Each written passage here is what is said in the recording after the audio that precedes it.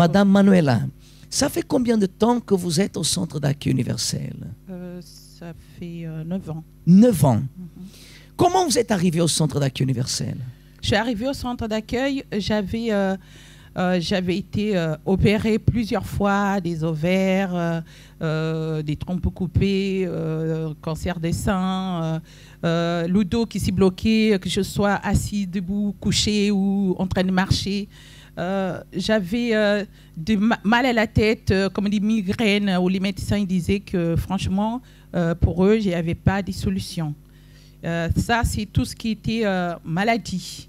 Et j'étais aussi divorcée d'un mariage qui était vraiment catastrophique parce que pendant plusieurs années, c'était des bagarres à la maison, c'était des disputes, des insultes. J'ai été méprisée par le père de mes enfants parce que nous avons 3 enfants. J'avais beaucoup de problèmes. Je travaillais, je gagnais bien ma vie, mais l'argent... en fait, ne restait jamais sur mon compte. J'étais tout le temps en dessous même du rouge, quoi. C'était la catastrophe. Je ne mangeais pas comme je pouvais. Les enfants voilà, avaient des vieux vêtements. Même si vous gagnez bien votre vie? Je gagnais bien ma vie parce que je travaillais à l'aéroport de Roissy comme chauffeur. J'avais un bon salaire. Mais ma vie n'avançait pas. Parce que la vérité, c'est que mon argent partait plus dans le monde. J'allais chez les marabouts pour trouver des solutions à mes problèmes parce que je n'en pouvais plus. Je dépensais beaucoup d'argent. Chaque fois que j'allais, plus j'étais attirée par cet esprit qu'il fallait que j'y aille. Je voulais une solution. Je pensais, je dis... De toute façon, il n'y a pas de solution parce que les médecins ils disaient qu'il n'y a pas de solution. Mon généraliste m'avait dit, à un moment donné, comme je devrais me faire réopérer en fait, parce qu'ils m'ont opéré du cancer des ovaires. Un ovaire, ils ont enlevé, coupé les trompes parce que ça a rapporté le cancer presque.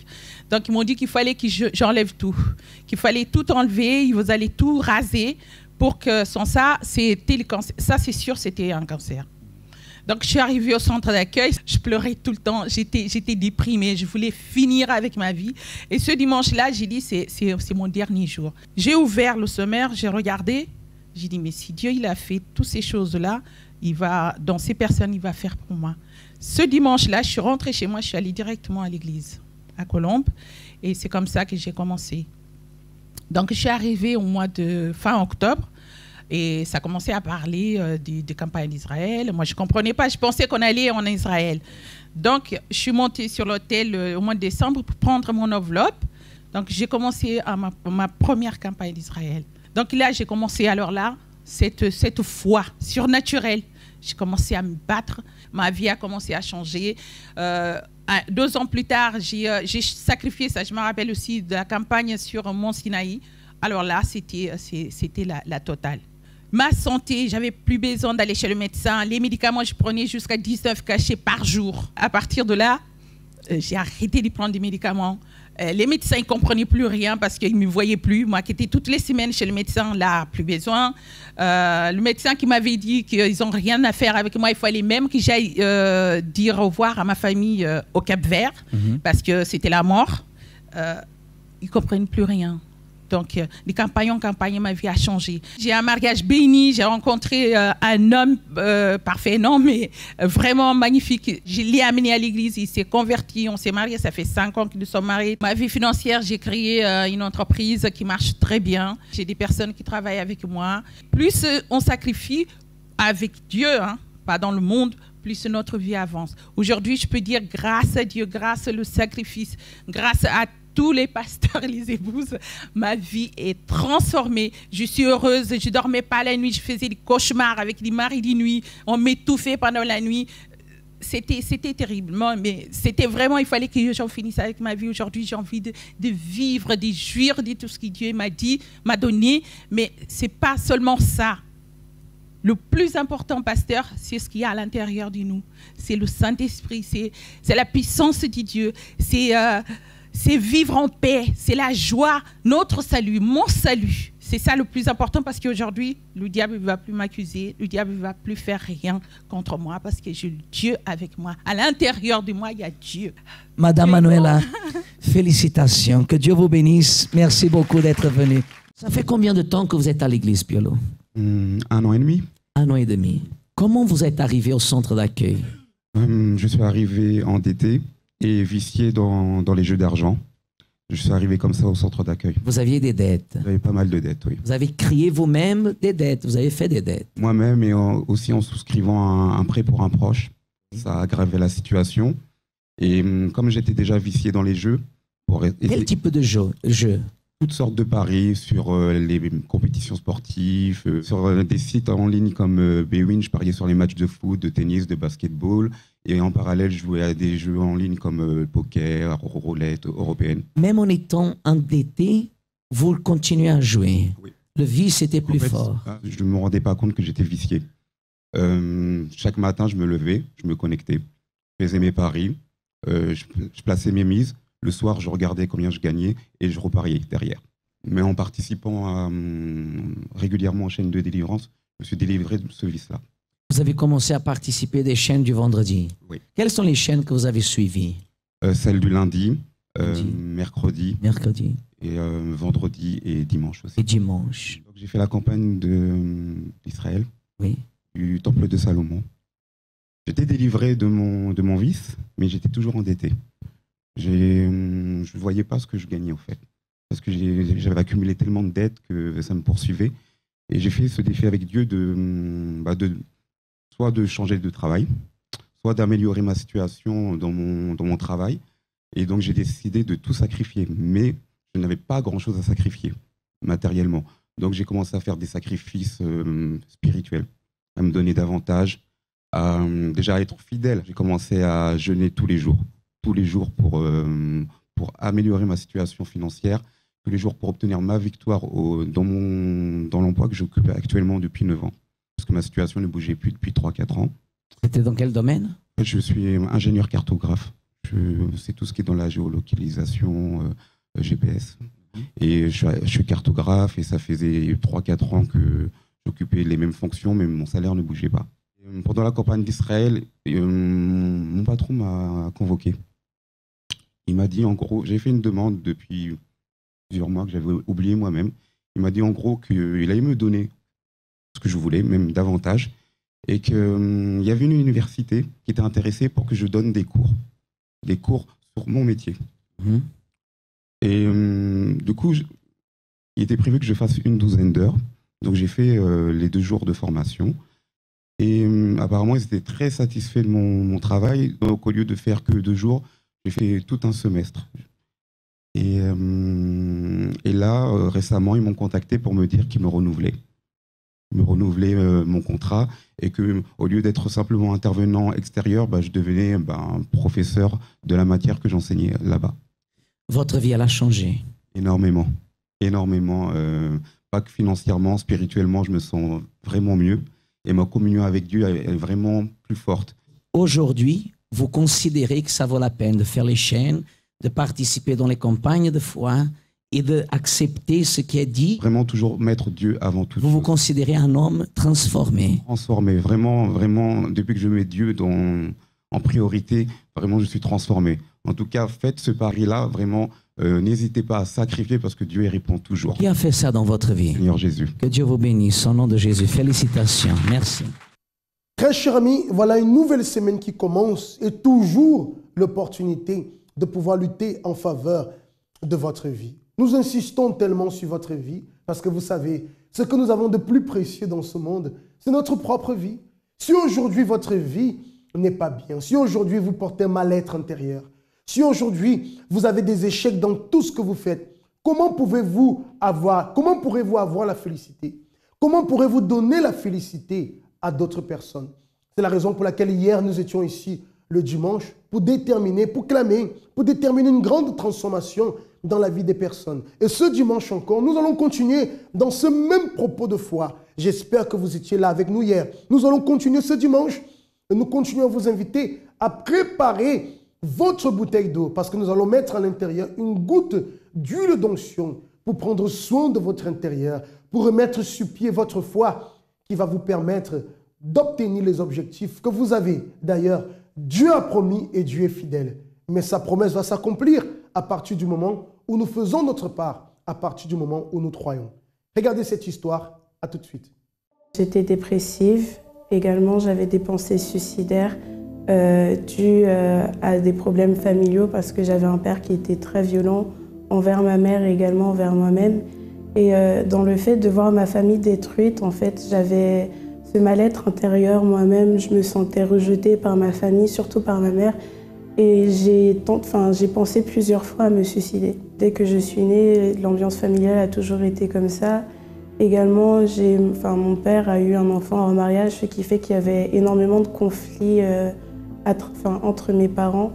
Et forcément, ça se reflétait sur moi-même parce que j'ai jamais pu voir ma famille unie. Je suis née dans cette atmosphère où j'avais ma famille totalement détruite, avec énormément de disputes et de violences. J'ai eu énormément de réactions face à ça, en fait, parce que devant mes amis à l'école, je faisais comme si tout allait bien. Et même devant mes parents, je leur montrais pas que tout ce qui se passait à la maison m'affectait beaucoup. Et c'est vraiment, en fait, dans les moments où je me retrouvais toute seule que là, j'avais toutes ces pensées qui venaient. Tous les soirs, je me retrouvais à pleurer, à penser au fait de mettre fin à mes jours parce que je me disais que peut-être que si je ne faisais plus partie de ce monde-là, ça irait mieux pour eux, qu'il y avait beaucoup de personnes qui luttaient pour avoir la vie alors que moi, tout ce que je voulais, c'était mourir. Lorsque j'avais 14 ans, à force de voir ça, j'ai vraiment essayé à plusieurs reprises de prendre des médicaments. J'ai pas eu vraiment le courage de le faire parce qu'au moment où j'allais passer à l'acte, je pensais vraiment aux réactions, aux répercussions que cela aurait pu avoir par rapport à ma famille.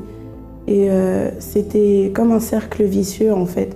Tous les jours, je faisais comme si ça allait bien et tous les soirs, lorsque je me retrouvais face à moi-même, j'avais toujours ces envies-là et à chaque fois, j'essayais de mettre fin à mes jours. J'ai connu le centre d'accueil à travers de ma mère qui a été invitée par ma tante. Mes premiers moments au centre d'accueil ont été assez difficiles parce que j'avais pas envie de parler de moi-même, même si on venait vers moi pour pouvoir m'inviter à parler de mes problèmes.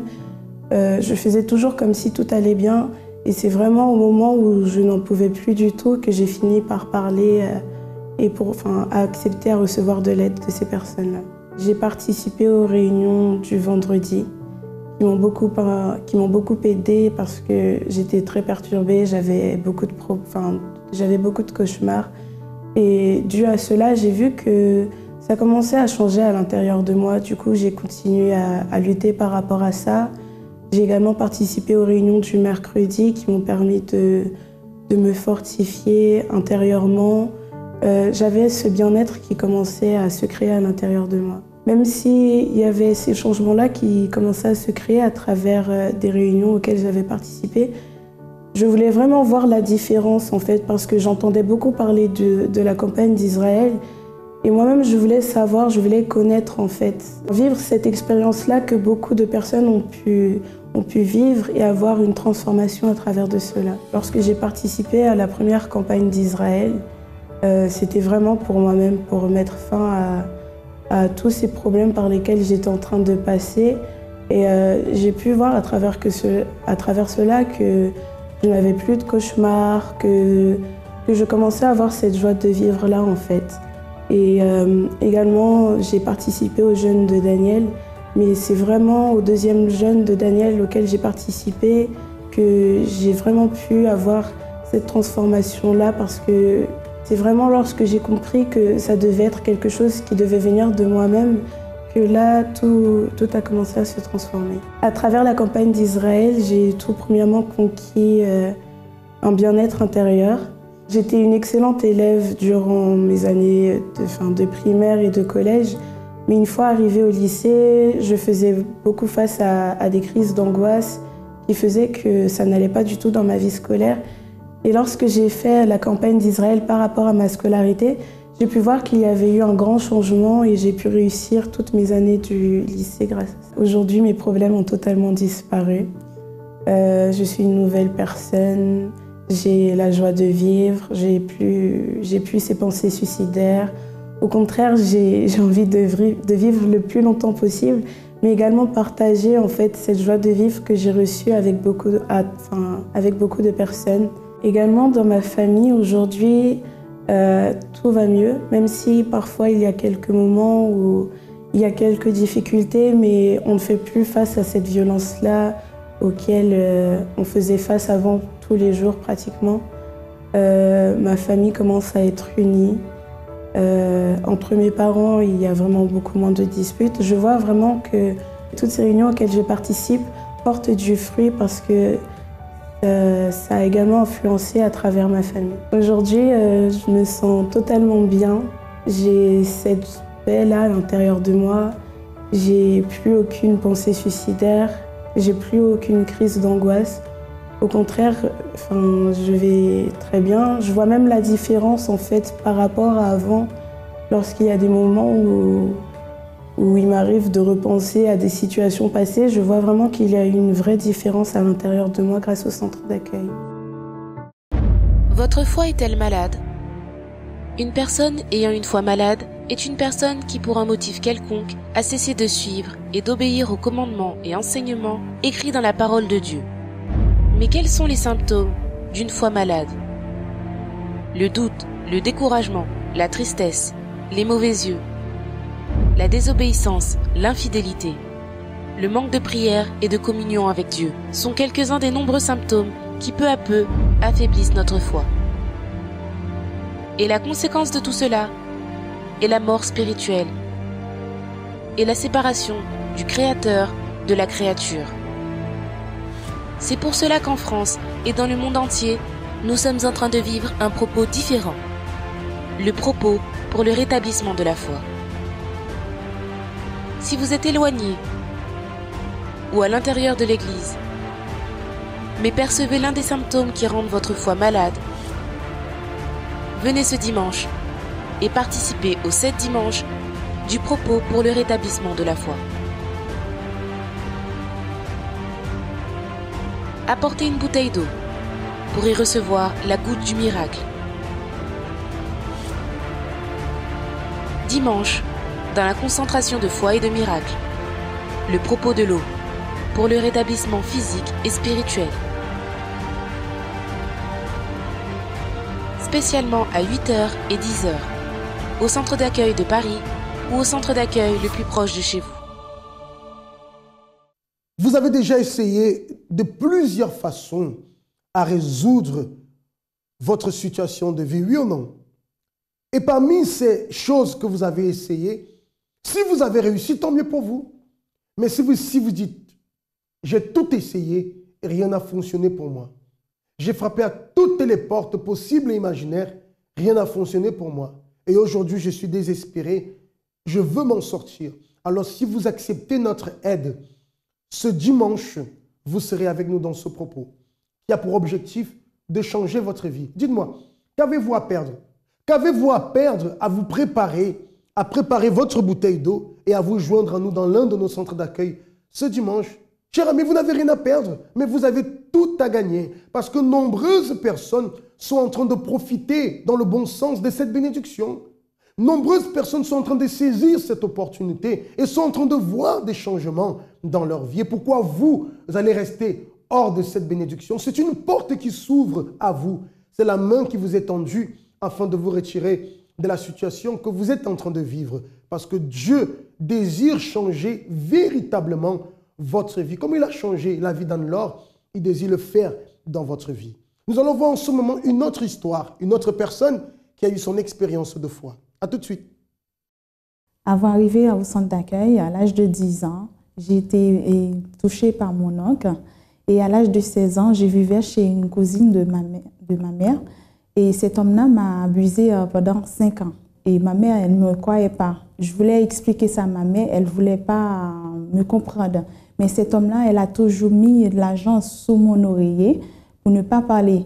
Mais un jour, c'est un moment, je voulais parler ça avec la cousine de ma mère, sa femme. Et sa femme ne voulait pas comprendre.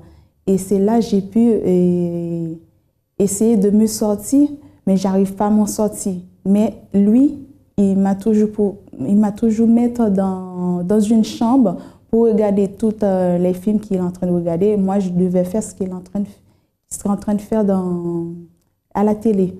Et j'ai fait. Mais à chaque fois qu'il vient, parfois je suis fatiguée, mais lui, il vient quand même pour me réveiller, pour aller dans sa chambre. Là, j'étais obligée, mais j'ai toujours une angoisse à l'intérieur de moi-même, une tristesse, mais je suis fermée, je n'arrive pas à expliquer les gens à côté de moi. Parce que c'est un homme qui est riche, on peut pas, il est populaire, on ne peut pas expliquer ça. Finalement, je voulais expliquer ça vraiment à sa femme. Et sa femme ne voulait pas comprendre ce que je vais dire. Et lui, il est passé devant moi pour dire à sa femme que je fréquentais tous les hommes qui dans le quartier. Je suis arrivée en France avec une tristesse, angoisse, amertume. Et après, j'ai beaucoup de haine envers ma mère parce que j'ai pensé qu'elle devait savoir, parce qu'à chaque fois que j'ai donné de l'argent, elle devait me demander où se trouve cet argent-là. Mais elle ne m'a jamais demandé de l'argent. C'est comme si j'ai occupé ma famille pendant 5 ans. Je voulais pardonner ma mère, mais je n'ai pas envie. À chaque fois, j'ai envie de le faire, mais je n'ai pas envie parce que j'ai la haine envers elle. Par rapport à ma fille financière, je n'avais pas de papier. Dès que je n'avais pas de papier, on ne peut pas travailler en France. Alors, j'ai travaillé sur un papier quelqu'un. J'ai acheté un papier, un passeport, à peu près 1800 € pour travailler. C'est un papier français. On a enlevé la photo et la personne, on a mis ma photo. Alors, j'ai travaillé dans un hôtel pendant 3 ans. En travaillant dans cet hôtel-là, et j'ai l'angoisse, j'ai tristesse, j'ai toujours peur s'il y a des policiers, s'il y a un fouille, tout ça. Je ne voulais pas continuer. Je suis obligée d'aller dire au patron, je démissionne. Quand je démissionne, j'ai arrêté sans papier. Quand je suis toute seule à la maison, je pleure, j'ai toujours réfléchi, voilà tout ce qui est, pourquoi tout ça m'arrive. Est-ce qu'il y a un Dieu vraiment qui peut m'aider? Parce que si je suis en train de chercher pour voir pour combler ce vide, mais j'arrive pas. J'arrive pas à trouver c'est quoi cette angoisse-là, mais il était à l'intérieur de moi-même. Je voulais sortir, mais j'arrive pas. J'ai essayé d'aller trouver des amis pour parler, faire plaire des autres, mais le moment le plus difficile, c'est que j'avais rien du tout pour arriver à m'en sortir. Et j'ai pas de personne qui pour m'écouter. Et même que j'essaye de m'approcher des gens pour parler, ils n'arrivent pas à me comprendre. Parce que même que je dis à la personne, on ne va pas me croire ce que je suis en train de passer. Personne ne connaît le degré de douleur que vous êtes en train de supporter. Personne ne comprend d'ailleurs peut-être les situations que vous êtes en train de vivre, ce qui se passe dans votre intérieur, comme le cas de l'histoire que nous sommes en train de voir. Comment, à l'intérieur, elle était en train de souffrir, rongée, détruite par la souffrance, des abus qu'elle a subis. Personne ne sait ce que vous êtes en train de vivre. Un le sait, c'est Dieu.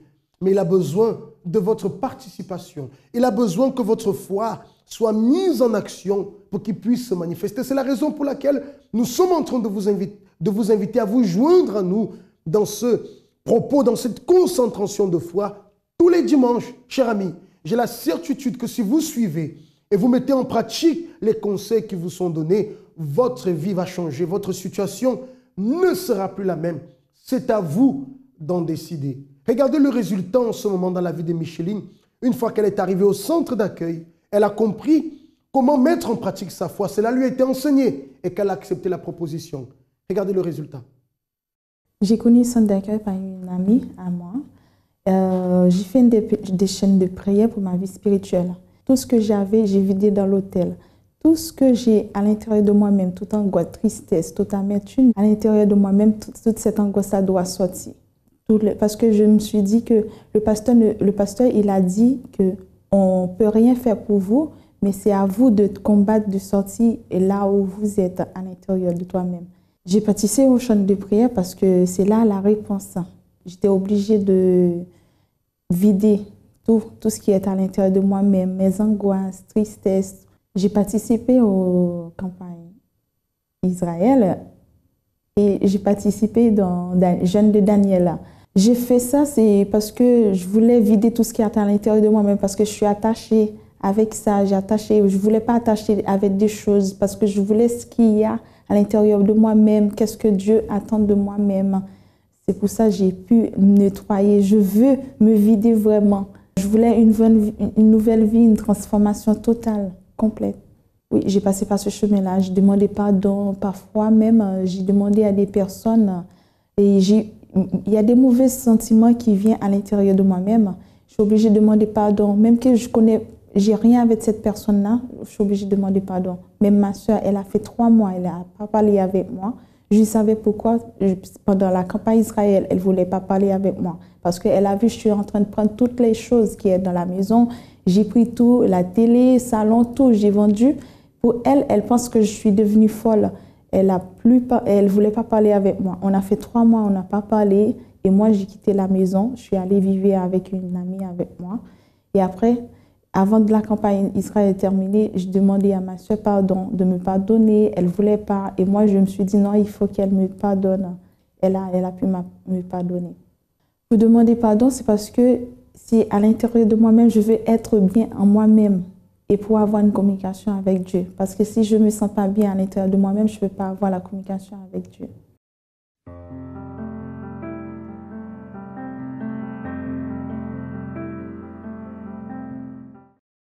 Pour ma vie financière, c'est transformé totalement parce que je n'avais pas de papier. Maintenant, j'ai un papier et je n'avais pas l'endroit pour dormir. J'ai un endroit. J'avais rancune envers ma soeur et ma soeur ne m'a pas pardonné. Et moi, j'ai pu pardonner ma soeur. J'ai pu pardonner la personne qui m'a fait du mal. J'ai pardonné à tout le monde. Et ceux qui sont autour de moi, je me suis épanouie et j'ai plus de tristesse, j'ai fait plus de cauchemars. J'ai pu changer ma vie par le jeûne de Daniel. Par le jeûne de Daniel, j'ai pu vendre beaucoup de choses dans ma vie et j'ai pu pardonner à ma famille, pardonner à ceux qui sont autour de moi, ceux qui font du mal à moi-même.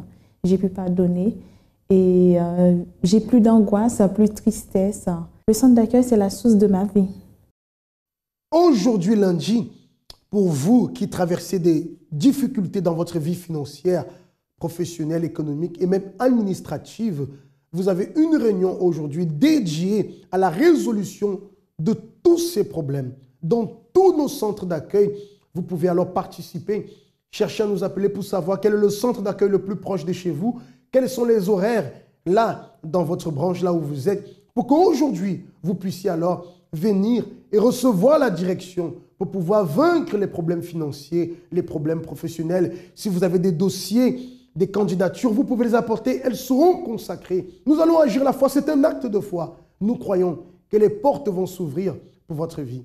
Que Dieu vous bénisse, très chers amis. Je vous dis à très bientôt.